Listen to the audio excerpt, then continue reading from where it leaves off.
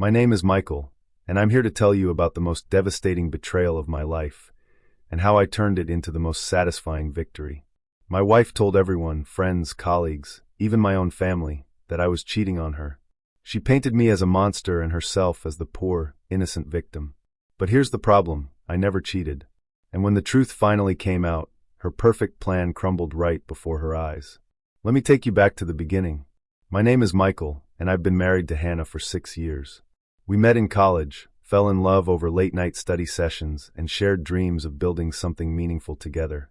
After graduation, we decided to take a leap of faith and start our own marketing agency. It was small at first, just the two of us working out of our apartment, surviving on instant noodles and caffeine. But we were happy. We were partners in every sense of the word. Over the years, our agency grew. We hired talented people, landed bigger clients, and eventually moved into a proper office space downtown. Hannah handled client relations and creative direction, while I focused on strategy and operations.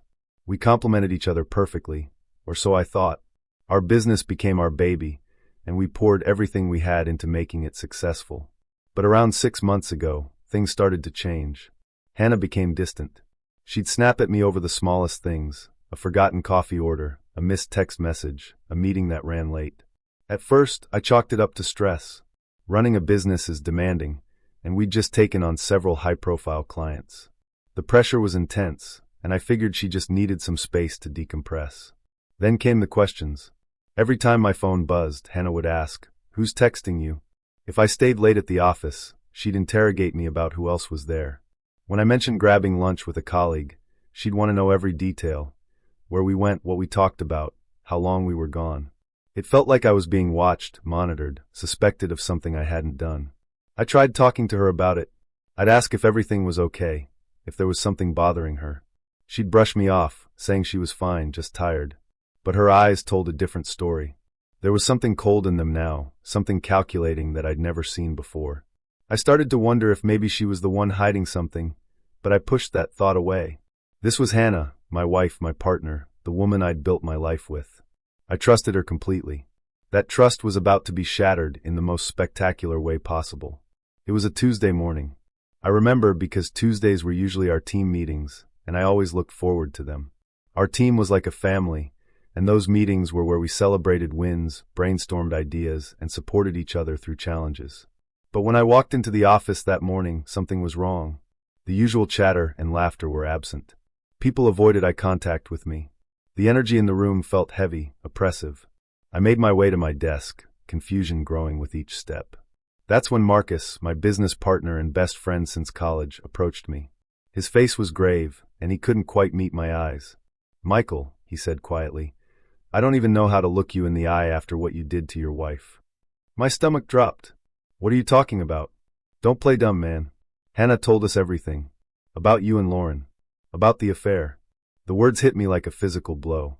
Lauren was one of our employees, a talented graphic designer who'd been with us for 2 years. She was professional, dedicated, and had never given me any reason to think of her as anything other than a valued team member. An affair? It was absurd. It was impossible. It was a lie.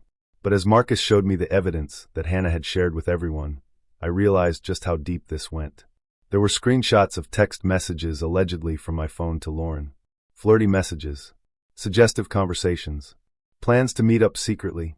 The messages looked real. My name, my profile picture, even my texting style. But I had never sent them. I had never written a single word of those conversations. Hannah had fabricated the entire thing. She'd used Photoshop or some other tool to create fake screenshots. She'd changed contact names, manipulated timestamps, and crafted a narrative of betrayal that was completely false. And she'd done it so convincingly that everyone believed her. My team, my friends, even some of my family members who'd heard the story, they all thought I was a cheater, a liar, a man who'd thrown away his marriage for a workplace fling. The fallout was immediate and brutal. Lauren, humiliated and angry, resigned on the spot. She couldn't even look at me as she packed her belongings, tears streaming down her face. Clients started asking questions, and I could feel our hard-earned reputation beginning to crumble. In the court of public opinion, I'd already been tried and convicted. And Hannah, she played her role perfectly. She was the wounded wife, the betrayed partner who'd given everything to our marriage and our business, only to be cast aside for a younger woman.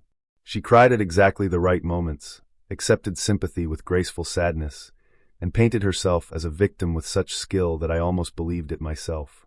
But I knew the truth, and I knew that if she'd gone to such extreme lengths to destroy my reputation, there had to be a reason. People don't fabricate elaborate lies like this just for fun. There was something bigger at play here, something she was hiding, and I was determined to find out what it was. I made a decision that night. I wasn't going to defend myself publicly. I wasn't going to plead my innocence or beg people to believe me. Because here's the thing about false accusations: the more you deny them, the guiltier you look. Instead, I decided to play along, to let Hannah think her plan was working while I quietly gathered the real evidence. I knew Hannah was hiding something, and I had a pretty good idea of where to look. As co-owners of the business, we both had access to the company's IT systems, including email accounts and communication logs. Under the guise of documenting evidence for potential legal proceedings, I contacted our IT administrator and requested a full backup of Hannah's work email and chat history. What I found in those files changed everything. Hannah had been having an affair. Not with some random person, but with one of our biggest clients, Jason Montgomery, a wealthy entrepreneur who'd brought us a significant amount of business over the past year. Their messages went back months, and they were far more than just professional communications. I spent hours reading through their correspondence, my anger growing with each message. They talked about their future together, about the trips they wanted to take, the life they would build. But what really caught my attention were the messages about me and the business. "Once everyone knows he cheated, the divorce will be easy," Hannah had written. "The court will side with me, and I'll get the business. Then we can run it together, you and me. Michael will be left with nothing." Jason had responded, "I knew you were smart, babe. This plan is perfect. He won't see it coming." They'd orchestrated the entire thing. Hannah had fabricated the cheating evidence specifically to position herself for a favorable divorce settlement. She wanted to take the business, the company we'd built together from nothing, and hand it over to her affair partner. I was being systematically destroyed so she could start a new life with another man. The emails revealed more details of their scheme. They'd planned to wait until the scandal had fully played out, then file for divorce, citing my infidelity as grounds. Hannah's lawyer had apparently assured her that with the evidence she'd created and the testimony of witnesses who believed her story, she'd be awarded a majority stake in the business. Jason had even started making plans to move his own company's operations into our office space once I was pushed out. But they'd made one critical mistake: they'd documented everything. Every scheming conversation, every detail of their plan, every expression of contempt for me and excitement about their future was preserved in those email archives. They'd been so confident in their plan that they'd never considered the possibility that I might find this evidence. I didn't stop with the emails. I hired a private investigator to document Hannah and Jason's relationship. Within a week, I had photographs of them meeting at hotels, having intimate dinners, and acting very much like a couple. I also discovered that Hannah had been transferring money from our business account to a separate account that she'd opened without my knowledge, presumably to hide assets before the divorce.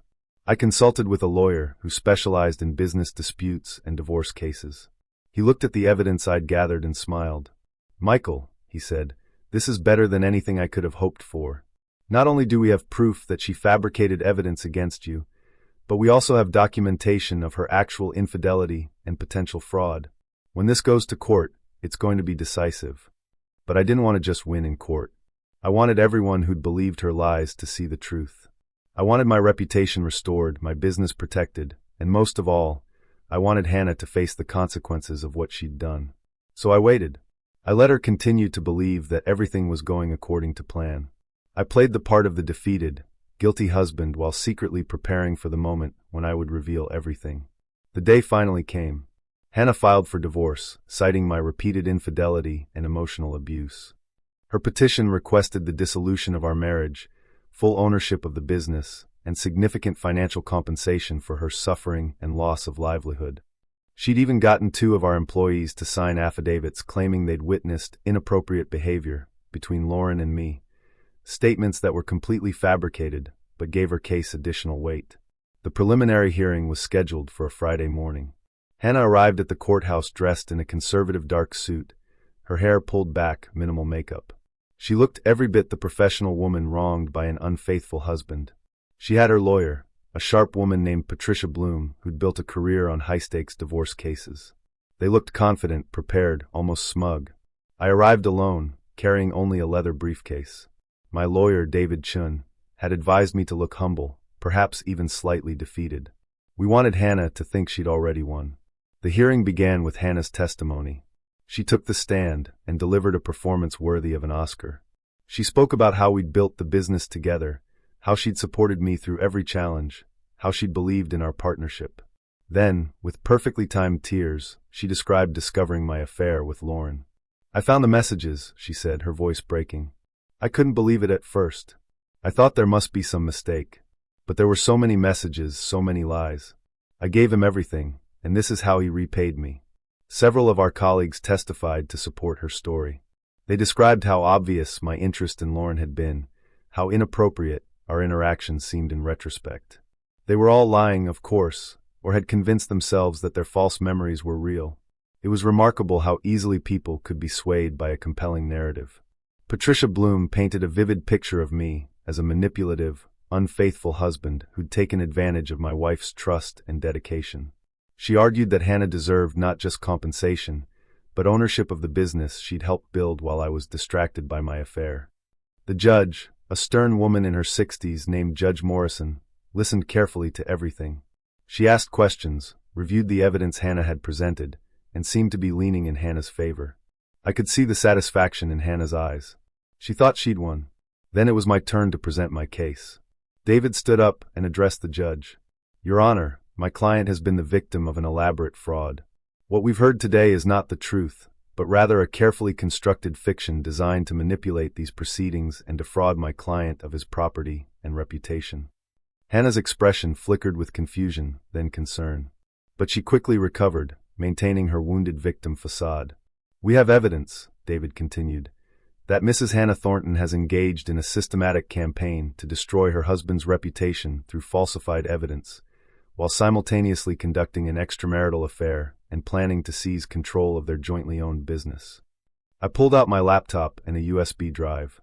Your Honor, with your permission, I'd like to present documentation that tells a very different story than the one we've heard today. Judge Morrison nodded, and I began. First, I showed the forensic analysis of the text messages Hannah had presented as evidence of my affair. A digital forensics expert had examined them and determined that they were fabricated, created using image editing software and manipulation techniques. The metadata didn't match, the formatting was inconsistent, and there were clear signs of digital tampering. Hannah's face went pale, but her lawyer objected. Your Honor, this is speculation. The messages are fake, I interrupted. Completely fabricated. I never sent them, never wrote them, never had any inappropriate relationship with Lauren Anderson. But I can show you what real messages look like. I then presented the emails between Hannah and Jason. The judge read through them in silence, her expression growing more severe with each message. I played an audio recording, legally obtained through my lawyer's investigation, of a phone conversation between Hannah and Jason where they discussed their plan in detail. Hannah's voice came through the speakers. Once the divorce is finalized and I have the business, we can finally be together openly. Michael will be destroyed, and no one will question it because everyone believes he's the cheater. Jason's voice responded, You're brilliant, Han. This is perfect. We'll have everything we wanted. The courtroom was dead silent. Hannah had gone completely white. Her lawyer looked shell-shocked, frantically paging through documents as if searching for some way to salvage the situation. But I wasn't finished. I presented the financial records showing Hannah's secret transfers of company funds. I showed photographs of Hannah and Jason together, intimate moments that clearly showed their relationship. I presented testimony from Lauren, who'd been willing to come forward despite her own hurt and anger, explaining that there had never been anything inappropriate between us. Finally, I presented statements from 3 employees who'd been pressured by Hannah to sign those false affidavits. They'd come forward after learning the truth, horrified that they'd been manipulated into lying. They described how Hannah had convinced them that I was guilty, how she'd asked them to help protect the company by supporting her story, and how they'd reluctantly agreed because they trusted her. Judge Morrison set down the documents and looked directly at Hannah. Mrs. Thornton, do you have anything to say in response to this evidence? Hannah tried to speak, but no words came out. Her lawyer whispered urgently in her ear, but Hannah just shook her head. The facade had completely crumbled. There was no way to spin this, no way to explain away the emails, the recordings, the photographs, the forensic evidence. She'd been caught in her elaborate lie, and everyone in that courtroom knew it. The judge's ruling was swift and unequivocal. Not only was Hannah's petition for divorce denied in its current form, but Judge Morrison also ordered a full investigation into Hannah's conduct. She found that Hannah had committed fraud, perjury, and had attempted to manipulate the court. The business would remain jointly owned pending a proper division of assets, but Hannah was immediately removed from any operational authority. Furthermore, the judge ordered Hannah to pay my legal fees and issued a restraining order preventing her from interfering with the business operations or making any public statements about me or the case. If she wanted to proceed with a divorce, she would have to do so honestly, and the court would take her misconduct into heavy consideration when dividing assets. The hearing ended, but the real work was just beginning. News of what had happened spread quickly through our professional community. The truth about Hannah's fabrication and her actual affair became common knowledge. It was like watching dominoes fall. One by one, people who'd believed her lies came to me with apologies. Marcus was one of the first. He showed up at my apartment that evening, looking genuinely remorseful. "Michael, I don't know what to say. I should have questioned it. I should have known you better than that. I'm so sorry." I could have been angry with him, with all of them. They'd believed the lies without giving me a fair chance to defend myself. But I also understood. Hannah's story had been compelling, her evidence convincing. She'd played on people's emotions and their willingness to believe a victim. In a strange way, their quick acceptance of her narrative showed how well she'd manipulated everyone. "It's okay," I told Marcus. "She fooled all of us. The important thing now is moving forward." Rebuilding the business's reputation took time, but the truth worked in our favor. Clients who'd been hesitant came back, impressed by how we'd handled the situation with dignity and evidence. New clients came specifically because they'd heard about our integrity in facing false accusations. Lauren returned to the team, and I made sure everyone knew the truth about her innocence in the whole situation. As for Hannah and Jason, their story took a predictable turn. Within weeks of the hearing, their relationship fell apart. Jason, it turned out, had been far more interested in gaining access to our business than in Hannah herself. Once it became clear that he wouldn't be taking over the company, his enthusiasm for the relationship vanished. Hannah found herself alone, professionally discredited, and financially strained. The business partnership was formally dissolved through a separate proceeding. After reviewing all the evidence, including Hannah's attempted fraud and asset hiding, the court awarded me majority ownership. Hannah received a small settlement, far less than she'd hoped for, but more than she deserved given her actions. She had to sign agreements preventing her from disparaging me or the business and acknowledging her misconduct. I bought out her remaining stake in the company for a token amount. It felt like justice, watching her sign away her claim to the business we'd built together. She'd tried to steal it through deception, and instead, she'd lost everything. The divorce was finalized 6 months later. It was anticlimactic compared to that courtroom confrontation, just paperwork and legal formalities. Hannah moved to another city, trying to escape the reputation she'd created for herself. Last I heard, she was struggling to find work in marketing, as word of her fraudulent behavior had spread through professional networks.